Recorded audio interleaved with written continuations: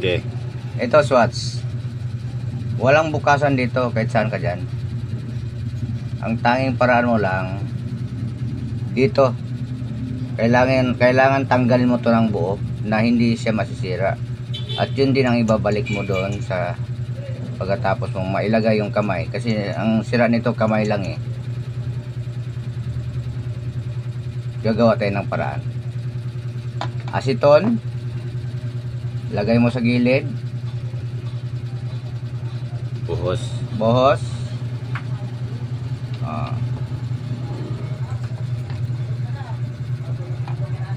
Yung original na aceton talaga gamitin.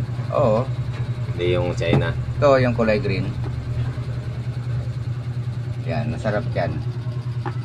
Gupigopin. Hindi, joke lang. Ngayon, Okay.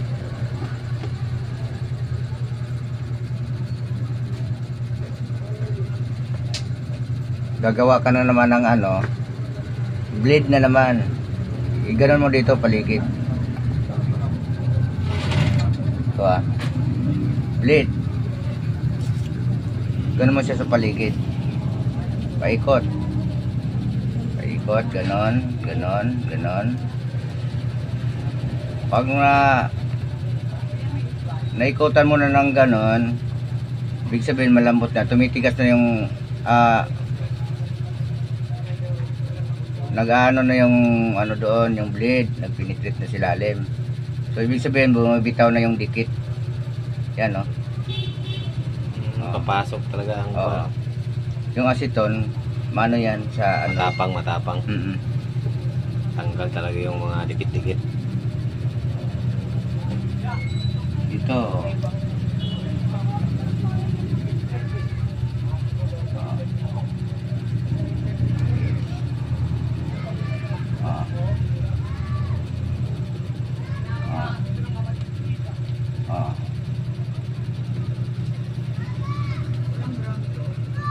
Yan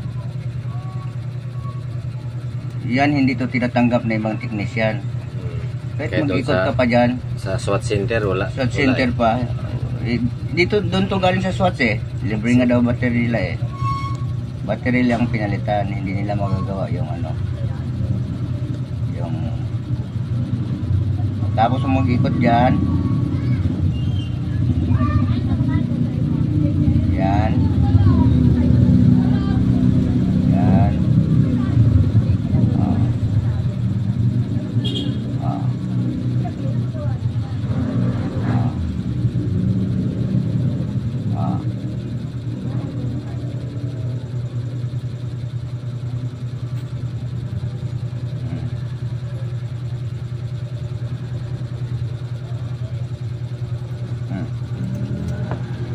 Maghasa ka ng flat screw. Mas maigi nga kapag malapad pa dito eh. Saka mo siya ganyan dito.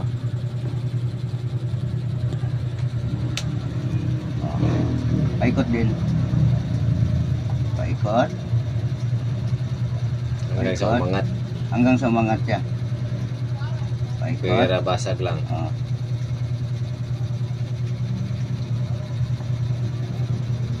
Dito nga, maano na to eh.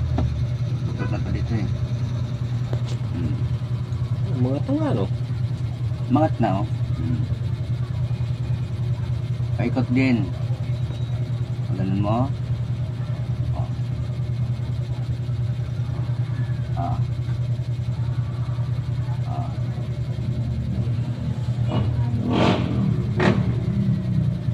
Pusan natin ng konti.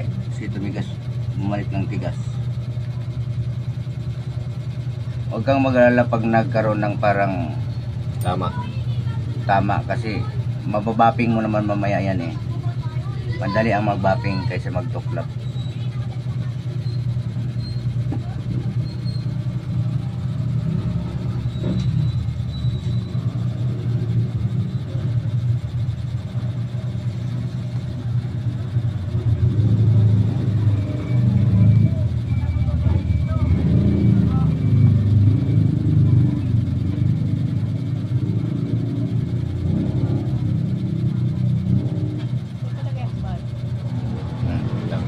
Sige, mamaya.